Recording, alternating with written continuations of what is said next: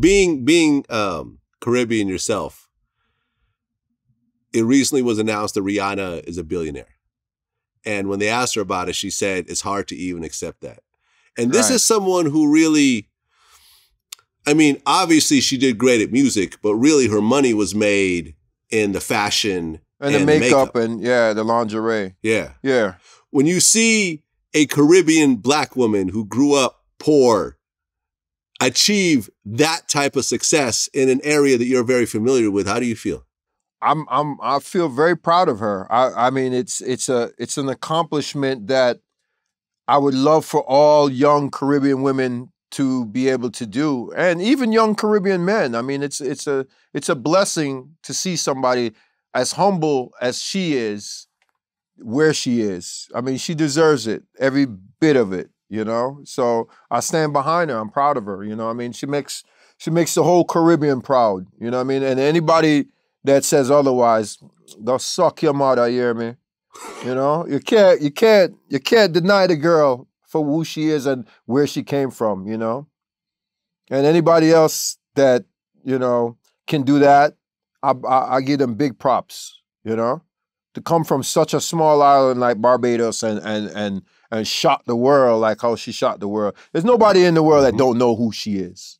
You know what I mean? Yeah. You got more motherfuckers that know her more than they know Trump. So you have to give her our props.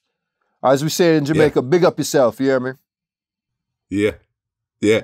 I mean, when you look at like fashion these days, Fashion Nova came in and really took over a segment in a way that I haven't seen before.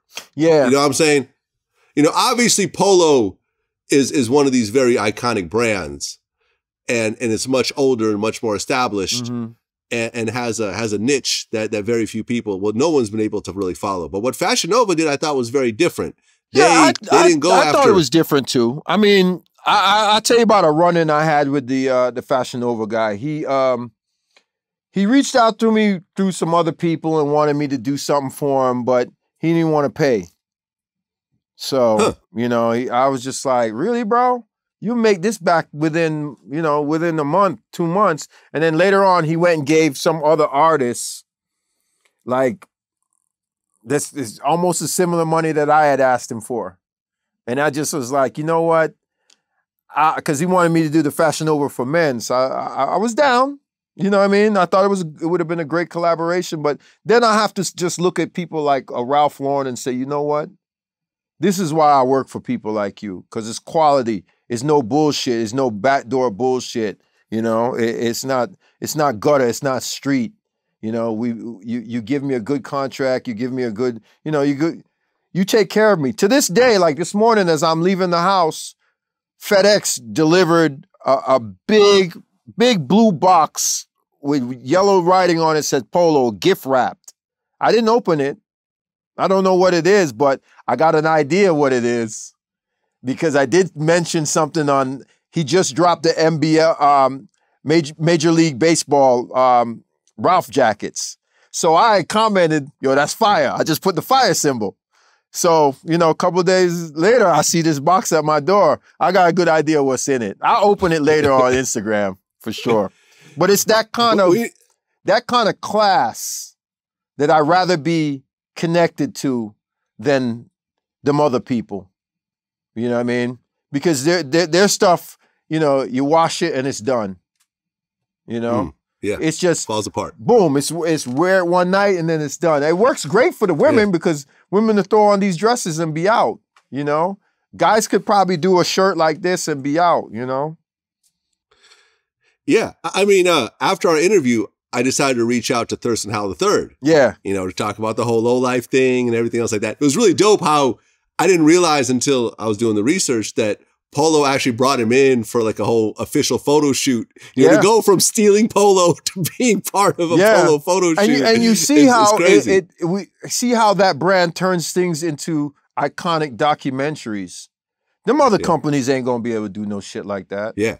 You know what I mean? Yeah. And that's why I'll stay with the classy before I get ashy.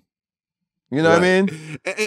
And the one thing that he pointed out that I never thought about, and it really to this day, like I still think about it over and over again, because, you know, I have a business myself, is that unlike any other brand, Polo kept switching its logos depending on what clothes it would put out. There's like how many different Polo logos are there?